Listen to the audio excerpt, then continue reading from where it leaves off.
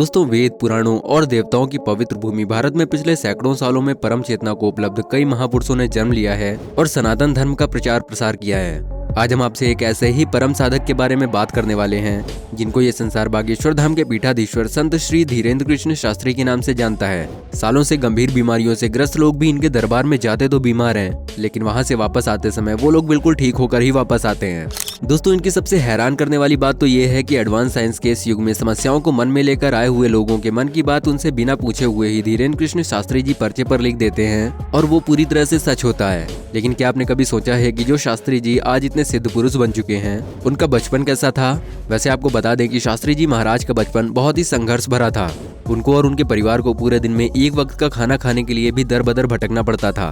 दोस्तों, अगर आप भी जानना चाहते हैं बागेश्वर धाम के पीठाधीश्वर संत श्री धीरेन्द्र कृष्ण शास्त्री जी के जीवन के बारे में, तो ये जानने के लिए बने रहना हमारे साथ वीडियो के अंत तक। तो चलिए शुरू करते हैं। दोस्तों, शास्त्री जी का जन्म 10 जुलाई 1996 को मध्य प्रदेश के छतरपुर जिले के गढ़ा गांव में एक ब्राह्मण परिवार में हुआ था। इनके पिता का नाम श्री रामकृपाल गर्ग और माता का नाम श्रीमती सरोज गर्ग था। इनका बचपन बेहद ही गरीबी में बीता और एक कच्चे कमरे में ही उनका 5 सदस्यों का परिवार गुजारा करता था, जिसमें बरसात के समय पानी टपकता था। पर क्योंकि शास्त्री जी के पिताजी कुछ करते नहीं थे, इसलिए धीरेन्द्र जी महाराज को ही भिक्षा मांगकर गुजर बसर करना पड़ता था। एक तरफ बेहद ही गरीबी और दूसरी तरफ अपने परिवार के भरण पोषण का भार। उनको कुछ समझ नहीं आता था कि क्या करना चाहिए। धीरेन्द्र जी महाराज के दादाजी भगवान दास गर्ग एक सन्यासी संत थे, जिस कारण से उनको बचपन से ही गुरु कृपा मिलने लगी थी। इनके दादाजी बागेश्वर धाम में ही रहते थे और वो बागेश्वर धाम में दरबार भी लगाते थे। पर उनके देहांत के बाद धीरेन्द्र जी महाराज अकेले हो गए और वो अकेले में रोया करते थे, क्योंकि उनके दादा गुरु ही उनको मार्गदर्शन कराते थे, पर अब वो नहीं रहे थे। लेकिन इसके बाद एक रात ऐसी आई जिसने शास्त्री जी की जिंदगी पूरी तरह से बदल कर रख दी। दरअसल जब एक रात शास्त्री जी सो रहे थे, तभी उनके सपने में उनको अज्ञातवास करने के लिए कहा गया। दोस्तों, आपको बता दें कि अज्ञातवास का अर्थ बिना किसी के द्वारा जाने गए किसी अपरिचित स्थान पर रहना होता है। और शास्त्री जी को अज्ञातवास का सपना एक बार नहीं बल्कि कई बार आया, जिसके बाद उन्होंने 9 वर्ष की उम्र में ही श्री हनुमान जी, बालाजी सरकार की भक्ति, सेवा, साधना और पूजा करनी शुरू कर दी थी। और कहते हैं कि इसी साधना का उन पर ऐसा असर हुआ कि बालाजी की कृपा से उनको कई सिद्धियां प्राप्त हुई और इन्हीं सिद्धियों का असर आज उनके द्वारा लगाए जाने वाले दरबार में भी दिखता है। जी हाँ दोस्तों, अपने दादा गुरु की तरह ही जब वो दरबार लगाते हैं तो वो किसी भी इंसान के कष्टों को उसके उपाय सहित बता देते हैं, और वो भी बिल्कुल सच।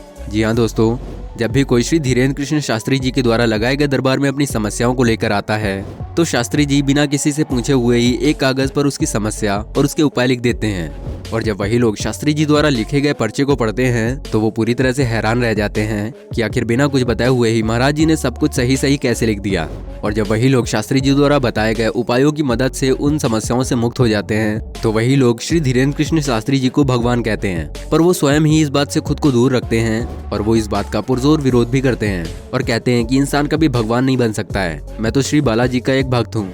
और वो अपनी चमत्कारिक शक्तियों को श्री बालाजी सरकार की महिमा के अलावा और कुछ नहीं मानते।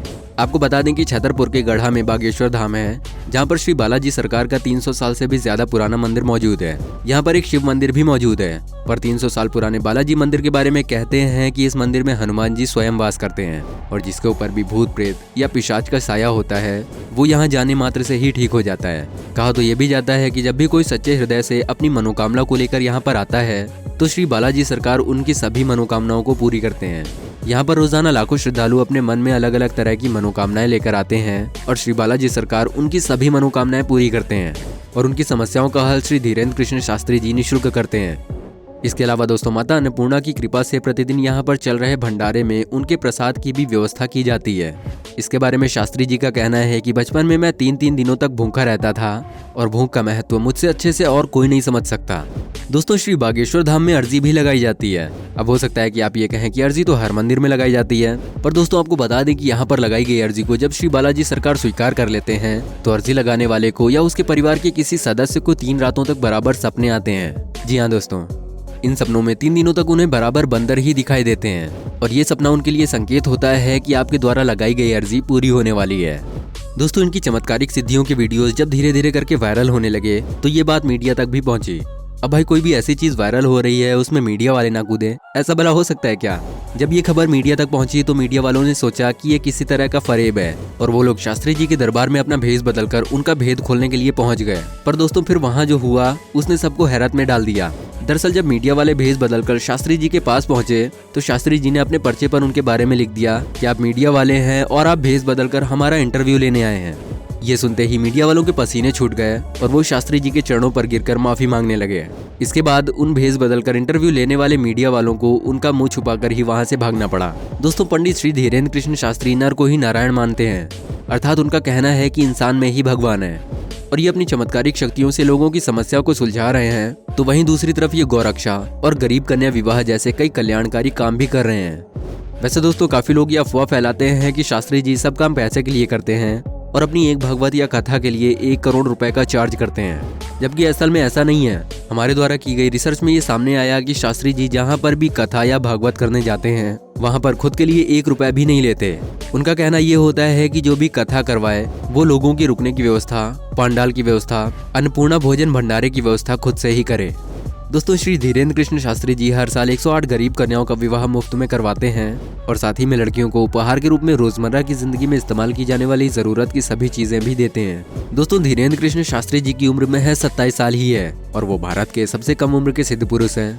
आज भले ही धीरेन्द्र कृष्ण शास्त्री जी एक सफल सिद्ध पुरुष और श्री बालाजी के परम भक्त हैं, पर उनका ये सफर चुनौतियों से कम नहीं रहा है। वो समय समय पर इन सभी बातों का जिक्र अपनी भागवत में करते भी रहते हैं और इन सभी बातों का जिक्र करते समय कई बार वो भावुक भी हो जाते हैं। दोस्तों जो लोग बागेश्वर धाम नहीं गए हैं वो सभी बागेश्वर धाम के इन चमत्कारों से या तो अनजान हैं या तो विश्वास नहीं करते। तो दोस्तों क्या कहना है आपका बागेश्वर धाम के पीठाधीश्वर संत श्री धीरेन्द्र कृष्ण शास्त्री जी के बारे में? हमें कमेंट सेक्शन में अपनी राय जरूर दें। उम्मीद करते हैं कि हमारी आज की ये वीडियो आपको पसंद आई होगी। वीडियो पसंद आई हो तो वीडियो को लाइक करें और चैनल को सब्सक्राइब करके बेल आइकन को भी जरूर ऑन कर लें। वीडियो में बहुमूल्य समय देने के लिए आपका बहुत बहुत धन्यवाद।